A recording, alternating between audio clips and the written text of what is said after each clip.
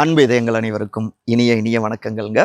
ஒரு புத்தகத்திலிருந்து தொடங்கலாம் அப்படின்னு யோசிக்கிறேங்க. டெல்டா மாவட்டத்து வந்திருக்கிறதால நம்முடைய அன்பு தம்பி தஞ்சாவூர் இளமுருகன் அவர்கள் பத்திரிகையாளர் திரு ஆர் முத்துக்குமார் தொகுத்து எழுதிய தமிழக அரசியல் வரலாறு இந்த புக்கை பரிசளிச்சிருக்காரு.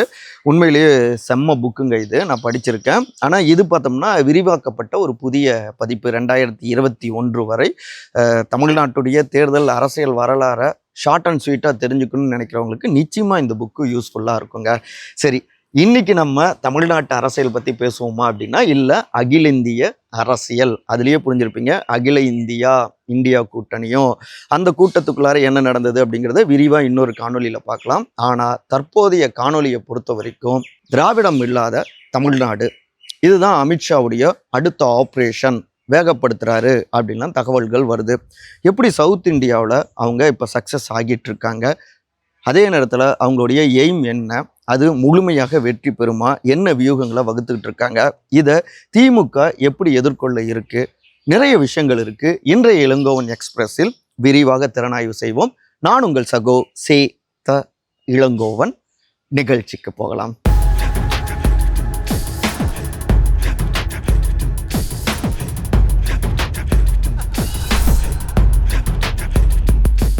பெங்கால் மிஷன் சக்சஸ், அடுத்து அமித்ஷாவின் ஆப்ரேஷன் தமிழ்நாடு. நம்முடைய தமிழ்நாடு, கேரளா இரண்டு மாநிலங்கள்லையும் மோசமான படுதோல்வி. இன்னொரு பக்கம் தமிழ்நாட்டிலேயே திரு அண்ணாமலை ரூட் மாறி இருக்கார், பாஜகவிலேருந்து விலகி. அப்புறம் அவங்களுடைய கூட்டணி என்டிஏ கூட்டணி அதிமுக கூட்டணியில் முக்கியமான முகங்கள் எல்லாமே இந்த பக்கம் தாவேக பக்கம் தாவிக்கிட்டு இருக்காங்க.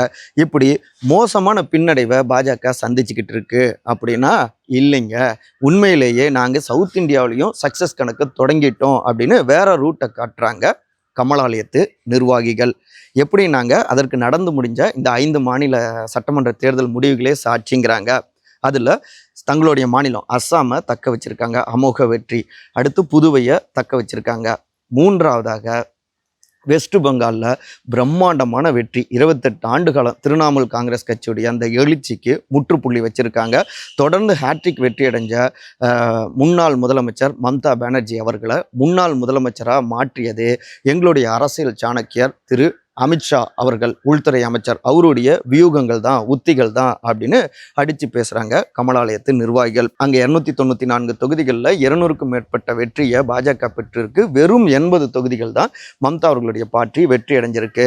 இன்னைக்கு உட்கட்சிக்குள்ளாரியே 60க்கும் மேற்பட்ட எம்எல்ஏக்கள் ரித் பிரதா பானர்ஜி அவர்களுடைய தலைமையில் மம்தா அவர்களுக்கு எதிராக அணி திரண்டிருக்காங்க. சொல்லப்போனால் வெஸ்ட் பெங்காலுக்குள்ளாரையும் திரிணாமுல் காங்கிரஸ் கட்சிக்குள்ளாரையும் பலம் இழந்து பலகீனமான ஒரு தலைவராக சுருங்கி போயிருக்காங்க மம்தா. அவங்களுடைய ஆதிக்கம், அதிகாரம் இவை எல்லாவற்றுக்கும் முற்றுப்புள்ளி வச்சது உள்துறை அமைச்சர் அமித்ஷாஜி தாங்க.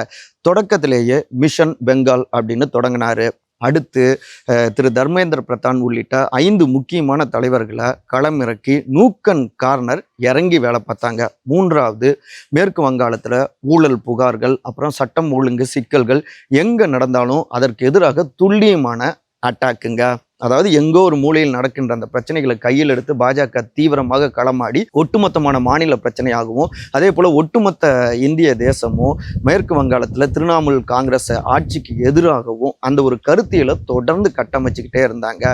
இன்னொரு பக்கம் மாற்று கட்சியாக மார்க்சிஸ்ட் கம்யூனிஸ்ட் கட்சி அவங்க முகமாக மாறிவிடாதபடி அந்த இடத்தையும் பாஜக பூர்த்தி செய்தது. அதில் முக்கியமாக பூத் லெவலில் களத்தில் பாஜக வலுவாக மாறினாங்க. இவை எல்லாம் சேர்ந்து தான் இந்த மிஷன் பெங்கால் அங்கே சக்ஸஸ் ஆக மாறி இன்றைக்கு 15 ஆண்டு கால ஆட்சியை முற்றுப்புள்ளியும் வச்சிருக்கு. பாஜக ஆளுங்கட்சி ஆகியிருக்கு.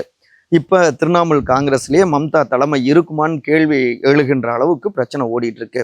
இந்த பக்கம் எடுத்துக்கிட்டோம்னா கேரளா கிட்டத்தட்ட 10 ஆண்டு கால கம்யூனிஸ்ட் கட்சியுடைய ஆட்சி. திரு பினராயி விஜயன் அவரை முன்னாள் முதலமைச்சராக ஆக்கியிருக்கு.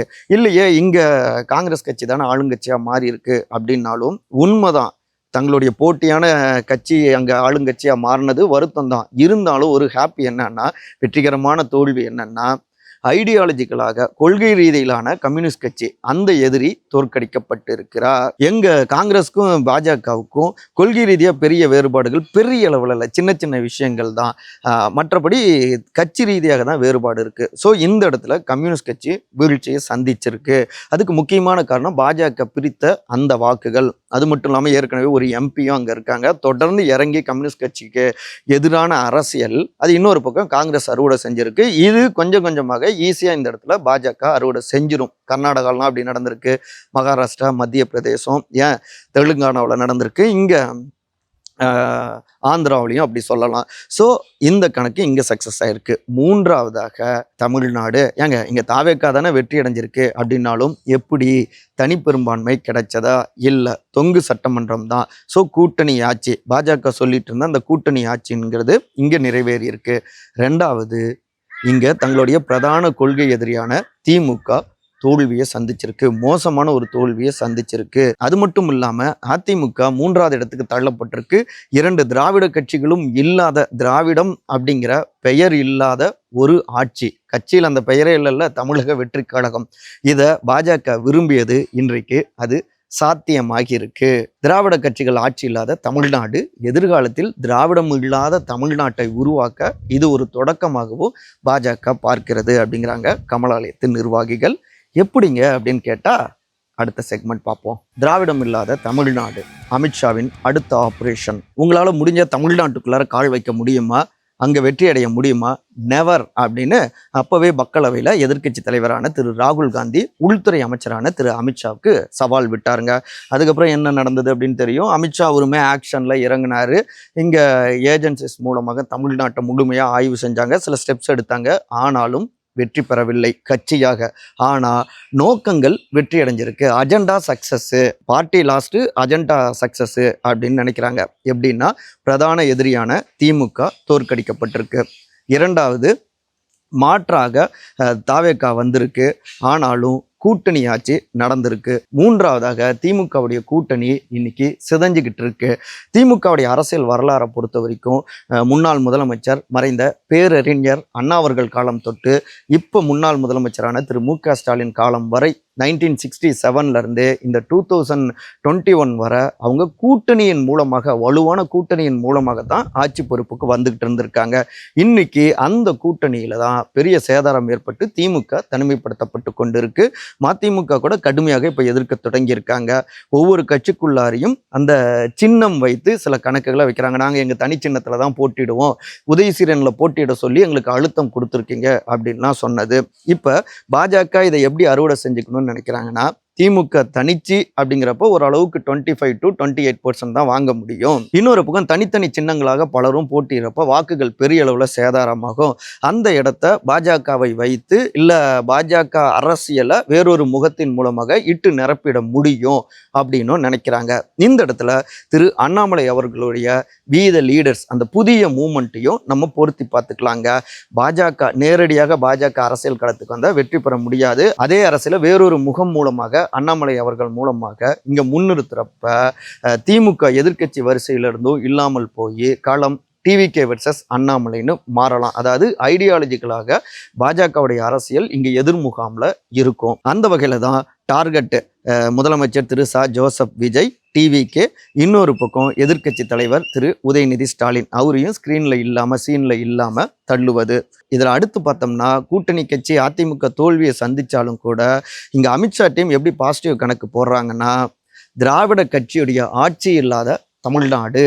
எப்படின்னா, திராவிட முன்னேற்ற கழகம், இங்கே அண்ணா திராவிட முன்னேற்ற கழகம், அனைத்து இந்திய அண்ணா திராவிட முன்னேற்ற கழகம், அந்த பெயரில் இருக்கிற திராவிடம் இன்னைக்கு தமிழ்நாட்டை ஆளுகின்ற தமிழக வெற்றி கழகம் அப்படிங்கிறதுல இல்லை. அப்போ திராவிடம்ங்கிற அந்த சொல்லை இங்கே நீக்கிறதுக்கே கிட்டத்தட்ட 60 ஆண்டுகள் ஆகியிருக்கு. அதாவது திராவிட கட்சி ஆட்சி இல்லாத தமிழ்நாடாக இப்போ தொடங்கப்பட்டிருக்கு இல்லையா, அதை கூடிய விரைவில் திராவிடம் இல்லாத தமிழ்நாட்டாக மாற்றணும் அப்படின்னு வேகம் எடுக்க தொடங்கியிருக்காங்க அமித்ஷாவுடைய டீம். அதில் ஒன்றாகவும் இன்னைக்கு அகில இந்திய அளவிலும் இந்தியா கூட்டணி சிதைஞ்சிருக்கு. அந்த கூட்டத்துக்கு திமுக போக மாட்டோம் அப்படின்னு சொல்லியிருக்காங்க. இன்னொரு பக்கம் ஆம் ஆத்மியும். அப்போ இதில் என்ன ப்ளஸ்ன்னா, ஏற்கனவே ஹேட்ரிக் வெற்றி, போன முறை குறைந்த தொகுதிகளில் தான் வெற்றி அடைஞ்சாங்க, தனிப்பெரும்பான்மை பாஜக கிடைக்கல. இப்போ அந்த வலிமையான இந்தியா கூட்டணி சிதைஞ்சதன் மூலமாக இன்னொரு பக்கம் மாநில கட்சிகளுடைய செல்வாக்கும் கொஞ்சம் கொஞ்சமாக சுருக்கப்படுது. அந்த இடத்துல தேசியத்தை கொண்டு வந்து நிரப்பிடலாம். அப்புறம் 4வது முறையாகவும் 2029 பாஜகவை அரியணையில் அமர்த்து விடலாம் அப்படிங்கிறது அமித்ஷாவுடைய ஒரு வியூகமாக இருக்குது. சிதைகின்ற இந்தியா கூட்டணி, ஒவ்வொரு மாநிலத்துக்குள்ளாரையும் கொள்கை ரீதியிலான எதிரிகள் வெஸ்ட் பெங்கால், கேரளா, தமிழ்நாடு அவங்க தோற்கடிக்கப்பட்டிருக்கிறது. இது எல்லாமே தங்களுடைய டார்கெட்டுக்கு சக்சஸ் ஆனதாக பார்க்குறாங்க அமித்ஷாவுடைய டீம். இதற்கடுத்து 2031 தமிழ்நாட்டில் ஒரு பக்கம் அண்ணாமலை, இன்னொரு பக்கம் அந்த இடத்துல வலிமையான ஒரு எதிர்க்கட்சியாக பாஜகவை கொண்டு வருவது. அதே நேரத்தில் பாஜகவை கடுமையாக எதிர்க்காத தாவேக ஆட்சி இருக்கு இல்லையா, இந்த 5 ஆண்டு ஆட்சி, பிரச்சனைக்குரிய இந்த ஆட்சி, தனிப்பெரும்பான்மை இல்லாத இந்த ஆட்சியை தங்களுக்கு சாதகமாக பயன்படுத்தி இங்கே இறங்கி தங்களுடைய அரசியலை தீவிரப்படுத்துவது, இந்துத்துவ அரசியலை, தேசிய அரசியலை நேரடியாக கொண்டு போக முடியாம தான் இன்னொரு பக்கம் ஆன்மீக அரசியல் என்று அண்ணாமலை மூலமாகவும் அவங்க டீம் மூலமாகவும் அந்த கருத்தியலை எல்லா பக்கமும் விதைப்பது, இதெல்லாமே பிளான் பியில் இருக்கு. ஸோ இது தங்களுக்கு சக்சஸ் ஆகும் அப்படின்னு கணக்கு போடுறாங்க. இதெல்லாம் உறுதிப்படுத்துற மாதிரி பல சமூக ஆர்வலர்களுடைய கருத்துக்களும் இருக்கு. இப்ப ஆன்மீக பேச்சாளர், சொற்பொழிவாளர் ஐயா திரு சுகி சிவம் அவர்கள் கூட சமீபத்தில் ஒரு மேடை பேச்சில் அமித்ஷா அவர்கள் தான் வெற்றி அடைஞ்சிருக்காரு இந்த தேர்தலில் அப்படின்னு சொல்லியிருக்காரு. இன்னொரு பக்கம் பத்திரிகையாளர் ஐயநாதன் அவர்களும் இங்கே திராவிடம் இல்லாத தமிழ்நாடு உருவாக்கணும் அப்படின்னு அமித்ஷா நினைக்கிறாரு அப்படின்னு சுட்டி காட்டியிருக்காரு. இவை எல்லாவற்றையும் பொருத்தி பார்த்துக்கலாம். சரி, இங்கே திமுகவுடைய ஸ்டெப்ஸ் என்ன அப்படின்னா, கொஞ்சம் வெளிச்சத்துக்கு வருவோம், பின்னாடி ப்ராடாக இருக்கிறதுனால சரியா தெரியல. அவங்கள பொறுத்த வரைக்கும் எப்படி மோடியா லேடியா அப்படின்னு முன்னாள் முதலமைச்சர் மறைந்த செல்வி ஜெயலலிதா அவர்கள் 2014 களமாடினாங்களோ, பிரம்மாண்டமான வெற்றியை பெற்றாங்களோ, அதே போல இங்கே திமுக தன்னை நிரூபிக்க ஒரு வாய்ப்பு இருக்கு. திமுகவில் உழைச்சிட்டு இருக்கிற அடிமட்ட தொண்டர்கள், உயிராக இருக்கக்கூடிய வேர்களாக இருக்கக்கூடிய அந்த தொண்டர்கள் வேர்களாகவே இன்னைக்கு இப்போ வர அடையாளப்பட்டுக்கிட்டே இருக்காங்க. மாற்றுக் கட்சியிலிருந்து வந்தவங்களும் புதிய ஆட்களுக்கும் தான் வாய்ப்புகள் நிறைய கொடுக்கப்பட்டுக்கிட்டு இருந்தது. இன்னைக்கு அந்த வேர்கள் வெளியில, அந்த மலரின் நறுமணமாக வெளிப்பட வாய்ப்புகள் இருக்கு. வேர்கள் எல்லாம் முகம் காட்ட வாய்ப்புகள் இருக்கு. வெற்றிகரமாக விழுதுகளாக திமுகவை தாங்கி நிற்க வாய்ப்புகள் இருக்கு. ஸோ திமுக சார்ந்த பலரையுமே முகங்களாக மாற்ற திட்டமிட்டிருக்காங்க.